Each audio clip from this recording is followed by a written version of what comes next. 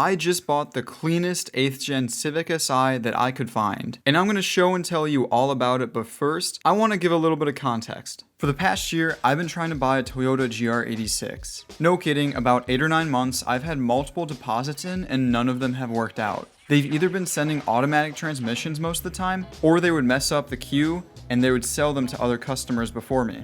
On top of that, engines have obviously been blowing up. It's a Subaru engine at the end of the day, so that's pretty normal. RTV failures are really an issue with them, and honestly, Toyota's just not really doing a good job with them in my opinion.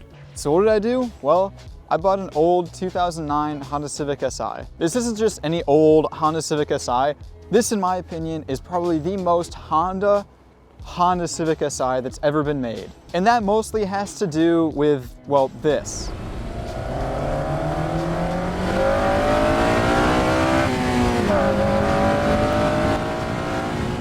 K20 engine is probably one of the most Honda engines ever made. It's a high revving, naturally aspirated, buzzy boy engine, and it's bulletproof reliable on track, makes tons of power, and all in all is a really well-made engine. There's no turbos like the new Civic SIs. You really gotta whine the piss out of this engine to get anywhere. And even like with the 9th gens, they had way more torque than this does. This has like 130 foot-pounds of torque, or like 140. That is like nothing. But not only that, this is one of the lighter Civic SIs made. Obviously, I'm not talking about like the 6th gen or anything like that. After this generation, they started getting bigger, more bulkier. This is still a pretty lightweight car. It's kind of interesting too. I actually got this car on Bring a Trailer, which is a bidding website, and it was a very weird experience. I mean, dude, there's 10 seconds left. Ah! Oh my god, dude. Sold. Oh my fuck, dude. I had to have the car shipped from Texas, which, yeah, it kind of sucks buying a car out of state. There was a lot of issues with like the title, shipping. It was a bit of a stressful experience, and it was, to be honest, a shot in the dark because I've obviously never seen this car in person. That was really sketchy, but it showed up on a trailer and was as clean as can be. 35,000 miles, clean body, no rust, clean title, everything works. It's great. And yeah, there are a couple issues for sure. I'm not gonna deny that. The head unit did not work when I got it. It made like staticky noise. I don't know. It was installed really improperly, and to be honest, it was kind of a fire hazard. So I swapped that out with the OEM head unit and added a little Bluetooth module. I'll make a video on that. The battery is also toast. I have to have it on a trickle charger basically all the time. The alignment is also pretty god-awful. Whenever you hit a bump, there's an insane amount of bumps here, so maybe that's like toe causing that. I'm not really too sure, but the alignment is whack as can be right now. The tires, while they do actually have, ow, fuck, I just fucking hit my hand. The tires, while they do actually have tread, they are about 7 or 8 years old and they're toast. For whatever reason, they have no grip at all. They're done, they're toast. So I gotta fix that. I actually have a set of winter tires that I'm gonna put on because obviously, as you can see, it's winter.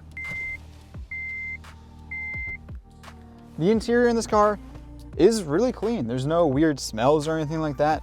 And to be honest, this is a very charming interior to be in. Sure, it's a Civic, right? There's not exactly like leather everywhere and it's pretty noisy inside, but the things that you touch are actually like pretty nice. There's a lot of like this kind of fake suede kind of all over the place, which is cool. The seats are great. For some reason, both of the seats are like super loose, and I checked, they are bolted down like to spec, and for whatever reason the backrest is just very, I don't know, it's got a lot of movement. Another issue is the headroom. I may have to put an aftermarket racing seat in here because I actually don't really fit with a helmet. That's kind of weird because I'm 5'8", it's not exactly that tall, and I have head clearance issues. That is weird. We have manual transmission, which is great. Nice and smooth, no weird issues yet. It did pop out a gear on me, which was a little odd. Hopefully it doesn't do that again, but no grinds, luckily, that's great. It is a 35,000 mile car, so it shouldn't have real transmission issues yet.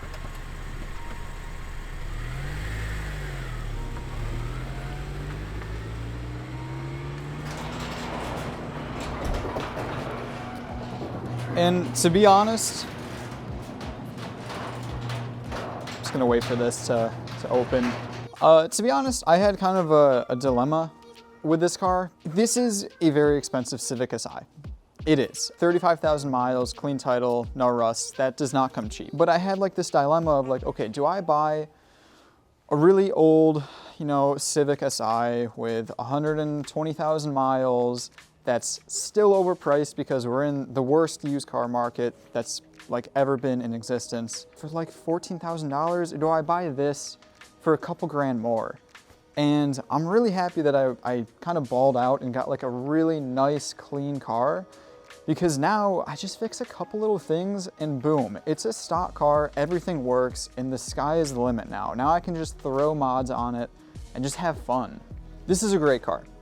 Am I a little bit bummed that I didn't get a GR86? Yeah, I'd be lying if I said that I wasn't. At a certain point, those are brand new cars, right? I can get one anytime I want in the next couple years, next 5 years, 10 years, anything I want. These, they're dying out. They're all over 100,000 miles. It took me like 8 months to find one this clean for a decent price, a realistic price. They are dying out, right? GR86, it's gonna be produced for years to come, and hell, there's so many of them on the used market, and they're much newer cars, so obviously there's a lot more of them that are clean. So yes, I pushed my GR86 plans further down the timeline, but I wanna talk about what I'm going to be doing with my new car. So my goal for the new car is to build a track car that can drive 3 hours to the track and back, doing, you know, full 20-minute sessions, not having any issues, and just being a comfortable car to drive to and from the track. I work remote right now, so I don't really drive that much. Building a car kind of a little bit more aggressive is fine, because realistically I drive like maybe 10 miles a week. It's not a big deal if I have like harsh coilovers or anything like that. I've got lots of different modifications coming up for the car.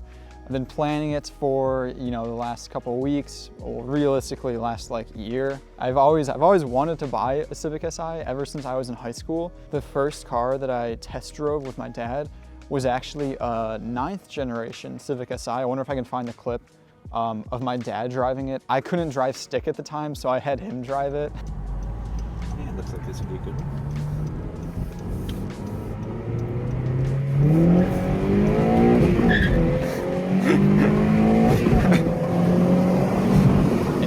I'm really excited.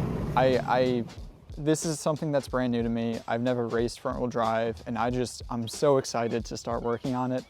It's cold right now, as you can see, it's about like 25 degrees. I'm gonna have to wait a couple more months until it warms up so I can start modifying it and making videos, because I wanna make, for 2023, I wanna make the best videos possible.